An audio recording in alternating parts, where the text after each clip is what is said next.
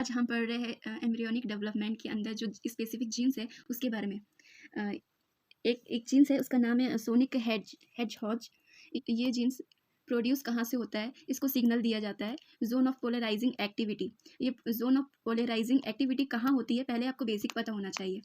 ये आ गया एम्ब्रियो जब डेवलप हो, 4 आर्म जो होते हैं, इसके पहले बर्ड्स निकलते हैं, छोटे छोटे बर्ड्स निकलते हैं और ये बीच से जाते हैं। ये नोटोकॉर्ड है और ये बर्ड है और इसको, ये लिम्ब बर्ड है, इसको यहाँ पर जूम किया गया है। ये जो PZ है ये प्रोग्रेसिव जोन बोलते हैं, ठीक। और ये ऊपर वाले हिस्से को एंटीरियर बोल रहे हैं और नीचे वाले को पोस्टीरियर बोल रहे हैं। और ये जो बाहर वाला जो डार्क है, ये इसको हम एपिकल एक्टोडर्मल रिज बोलते हैं। रिज इसलिए क्योंकि ये थोड़ा सा निकला हुआ है, तो मेडिकल टर्म में रिच ऊठा हिस्से को बोलते हैं। और ये एपिकल है इसलिए। और जो अंदर साइड है इसको हम मेसोडर्म बोलेंगे। और यहाँ पर एक प्रोटीन होती है, इसका नाम है जोन ऑफ पोलराइजिंग एक्टिविटी। ये सिग्नल देती है ये इसको एपिकल एक्टोडर्मल रिज को। तो वहाँ पर फाइब्रोब्लास्टिक फैक्टर रिलीज़ होती है और वो रिलीज़ होके जाके मेसोडर्म को बढ़ाती है। मेसोडर्म फिर डिस्टली इंक्रीज होता है। यहाँ मैंने रफली डायग्राम बनाया है। ये अंदर साइड का मेसोडर्म है और ये एपिकल एक्टोडर्मल रिज है। और यहाँ नीचे साइड में जोन ऑफ पोलराइजिंग एक्टिविटी है। ये चीज़ जो zone of polarising activity signal देती है एपिकल एक्टोडर्मल रिज को, और ये फिर रिलीज़ करता है फाइब्रोब्लास्टिक ग्रोथ फैक्टर को। ये फाइब्रोब्लास्टिक ग्रोथ फैक्टर आगे चल के मेसोडर्म को इंक्रीज़ करेगी, उसकी साइज़ को इंक्रीज़ करेगी। तो ये चीज़ कौन सी जीन्स कर रही है? Sonic head. तो इसका काम क्या होता है, ये जीन्स क्या करती है, यहाँ पर इसका 2 काम होता है। एक CNS को डेवलप कर रही है, दूसरा anterior posterior limb axis pattern बना रही है।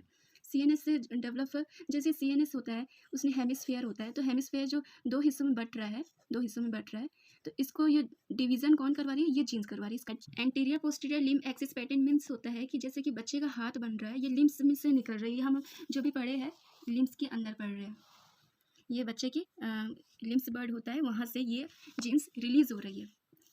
इसमें क्या होता है कि जो बच्चे का जो हाथ है यहाँ से डेवलप हो रहा है और एंटीरियर पोस्टीरियर बोल रहा है, तो ये जो बच्चे की उंगली है ये एंटीरियर हिस्सा हो गया और जो लास्ट वाली फिंगर है ये पोस्टीरियर हिस्सा हो गया। तो इसको पैटर्न बना रही है ये जीन्स। उसके बाद अगर ये जीन्स में कोई म्यूटेशन आ जाता है तो सबसे कॉमन जो क्वेश्चन पूछा जाता है ये हेलोप्रोसेनसेफेली बोलते हैं। इसमें क्या होता है, जो हेमिस्फेयर 2 हिस्सों में बट रहा था, 2 हेमिस्फेयर बन रहा था, ये वहाँ पर ये फ्यूज़न नहीं होगा, मतलब फ्यूज़ हो जाएगा, सॉरी। तो इसमें म्यूटेशन आने की वजह से ये हमको रिजल्ट मिलेगा हेलोप्रोसेनसेफेली। और उसके बाद हम पढ़ेंगे VNT7 जीन्स। ये भी बहुत इंपॉर्टेंट होता है। और ये कहाँ से निकलता है, ये भी लिम्ब बर्ड से निकल रहा है। और लिम्ब बर्ड से कहाँ से निकल रहा है, एपिकल एक्टोडर्मल रिज, जहाँ मैं आपको पोजीशन बताई थी। इसका काम क्या है, ये dorsal ventral limb axis pattern करता है। आपको पता ही होगा डॉर्सल बाहर हिस्से को बोलते हैं, वेंट्रल पीछे वाले हिस्से को बोलते हैं। ये है ना पैटर्न देता है हाथ का कि सामने वाला हिस्सा फ्लेक्शन और जो होता है एक्सटेंशन हिस्सा, वहाँ पर इसको पैटर्न जमाता है। तीसरा जीन्स का नाम है फाइब्रोब्लास्टिक ग्रोथ फैक्टर। इसके बारे में भी मैंने आपको बताया, इसको सिग्नल देने वाला जोन ऑफ पोलराइजिंग एक्टिविटी है। जो जब वो सिग्नल देता है तो ये रिलीज़ होता है, वो भी एपिकल एक्टोडर्मल रिज से, और ये भी निकलता है लिम्फ बर्ड से। ये एपिकल एक्टोडर्मल रिज है। इसका काम ये होता है कि ये प्रॉक्सिमल और डिस्टल लिम्फ आउट ग्रोथ करवाता है। प्रॉक्सिमल और डिस्टल लिम्ब मतलब कि जैसे मैंने यहाँ फोटो बनाई है, अब ये इंसान है, बच्चा है, और इस बच्चे का हाथ बनाया है। ये हिस्सा हो गया डिस्टल, ये हिस्सा हो गया प्रॉक्सिमल, बॉडी के पास वाला प्रॉक्सिमल, और बाहर दूर वाला हिस्सा डिस्टल। तो इसकी जो लेंथनिंग करा रहा है, तो ये जीन्स करवा रहा है, फाइब्रोब्लास्टिक ग्रोथ फैक्टर इसका नाम है। ये जो जीन्स है, ये एक तो ये कर रहा है कि माइटोसिस करवा रहा है मेसोडर्म का, ये अंदर जाके। और दूसरा, अगर इसमें म्यूटेशन हो जाती है, ये तो एक प्रॉक्सिमल और डिस्टल लिम्फ की ग्रोथ करवा रहा है, उतना लंबाई हो रही है। उसके बाद अगर इसमें म्यूटेशन आता है तो इसकी लंबाई ख़त्म हो जाएगी, तो इसने हमको डेवार्फिज्म बोलते हैं इसको। ये आप देखे होंगे कि बिग बॉस में अब्दुल नाम का लड़का जो रशिया से आया था, उस तरीके से हमको इंसान मिलते हैं मेडिकल कंडीशन में।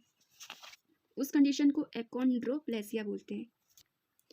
ये नया जीन्स, इसका नाम है होम्योबॉक्स, इसको हॉक्स जीन्स भी बोलते हैं। ये मल्टीपल जगह से निकलता है, और ये इसका काम ये है कि segment orientation of embryo in the cranial caudate axis. ये जब सेगमेंट देता है सर से पूंछ तक की एक्सिस को, ये एक कोडिंग भी करता है, ट्रांसक्रिप्शन फैक्टर कोडिंग इस पर एक्ट करता है। और अगर ये इसमें कोई म्यूटेशन आया तो आगे चल के इसमें लिम्फ मालफॉर्मेशन होगा, जैसे कि एक एक हाथ में 12-13 उंगली हो जाती है, इसको पॉलीडेक्टेलिया बोलते हैं, या तो उसके में एक भी उंगली ना होना सिंडेक्टेलिया। और उसके बाद ये इसकी है ना म्यूटेशन मोस्टली एक विटामिन ए की कमी से होता है।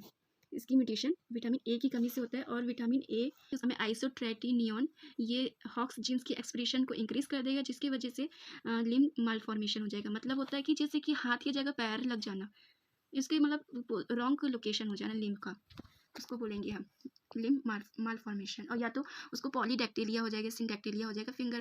फिर उसके बाद होम्योबॉक्स जीन्स में म्यूटेशन मोस्टली जो विटामिन ए लेती है, जैसे एक्ने की पेशेंट है उसको लेना ही है, ड्रग ऑफ चॉइस होता है, तो इसने अगर वो ले ली तो फिर उसको कॉन्ट्रासेप्टिव का काम करेगा वो। या तो अगर प्रेग्नेंट औरत ले ली तो उसको अबॉर्शन हो जाएगा, या तो उसको लिम्ब एबनॉर्मेलिटीज आएगी।